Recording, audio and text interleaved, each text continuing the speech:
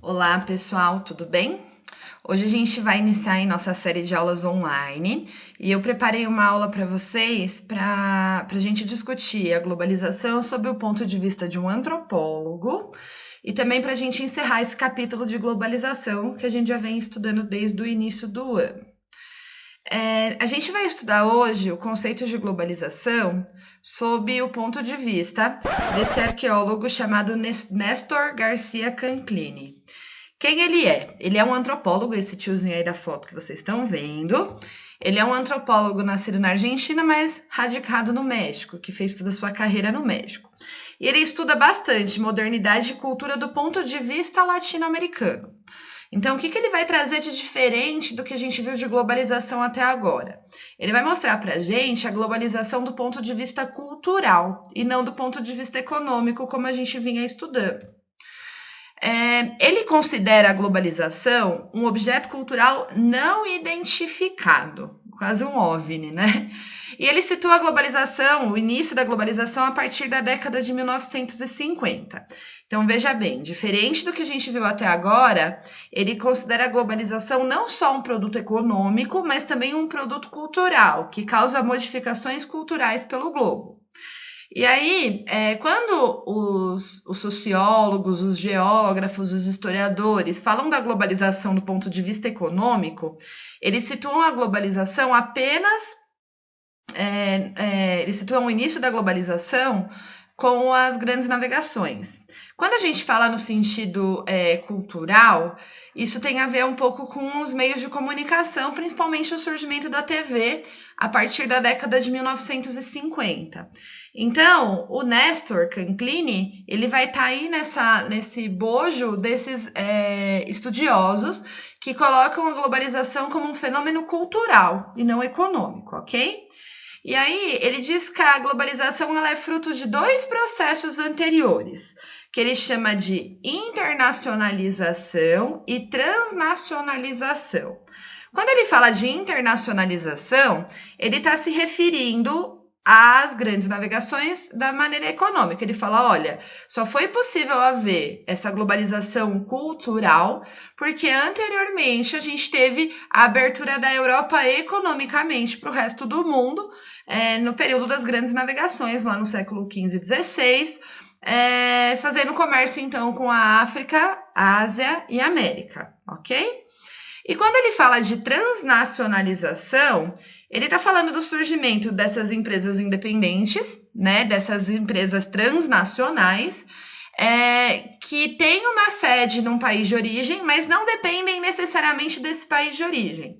Como, por exemplo, o McDonald's, enfim, as empresas grandes que a gente vai conversar um pouco mais adiante. Ele usa um exemplo atual de globalização cultural. Por exemplo, o fato das novelas brasileiras e mexicanas fazerem muito sucesso na China e na Itália.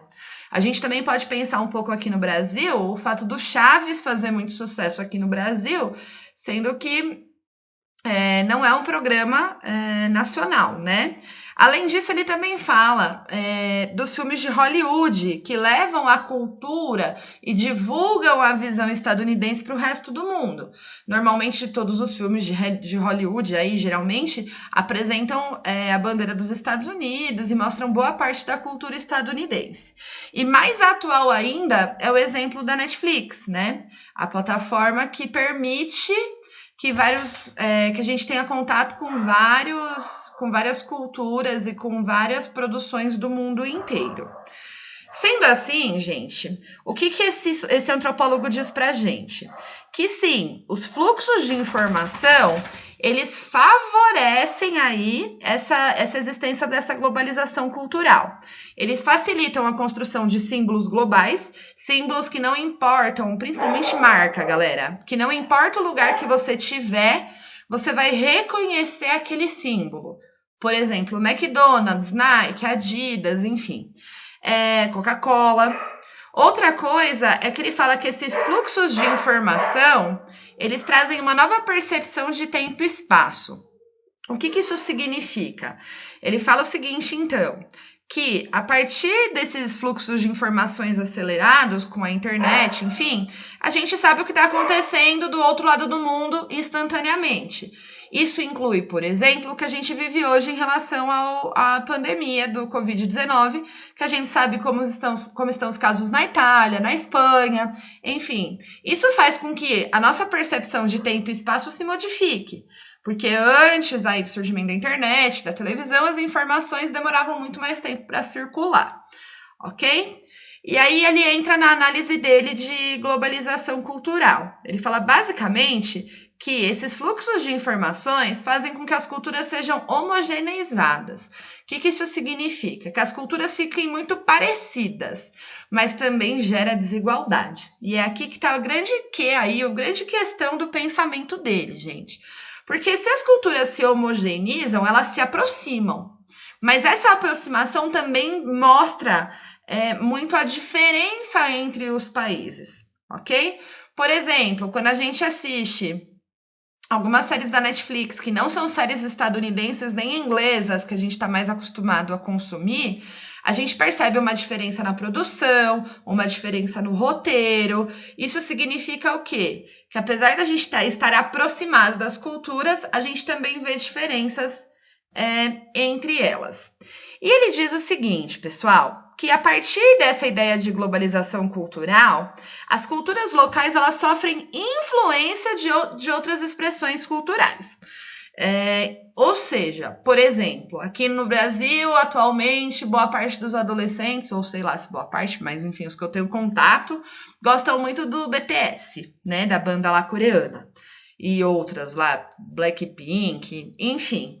Isso mostra o quê? Que a cultura brasileira ela vem sofrendo influências de outras expressões culturais, o que faz com que, possivelmente, a cultura brasileira seja enfraquecida. Mas ele vai além. Esse contato com essas outras culturas que podem levar a modificações na cultura local, também podem levar ao fortalecimento da cultura local.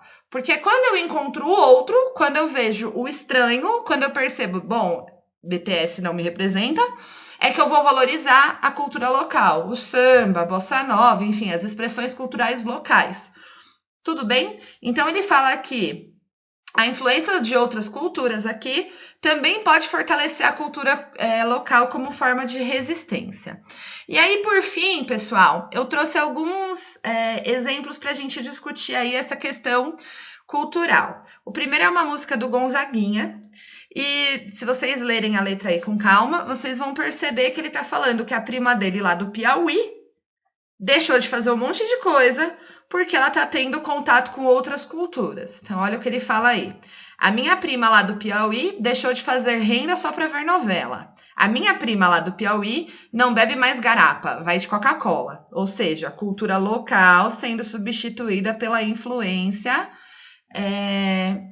transnacional. Luz de candeia não se usa mais. Luz artificial substitui o gás.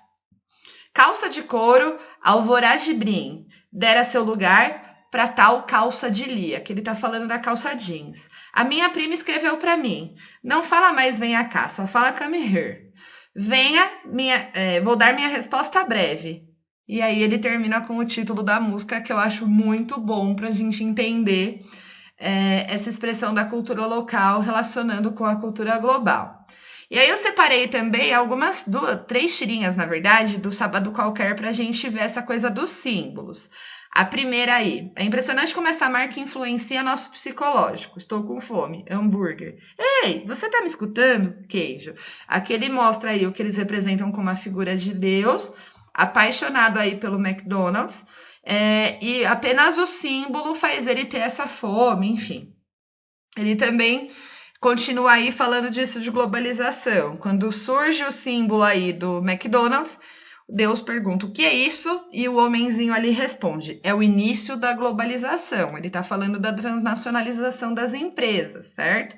Segundo a teoria aí, o ponto de vista do Canclini. E por fim, pessoal, ele coloca vários símbolos que a gente conhece, símbolo da Google, da Pepsi, da Coca-Cola, da Playboy, da Intel. E aí, todos esses símbolos, percebam, além da Google está escrito, mas só de olhar para esse símbolo a gente reconhece o produto que é veiculado.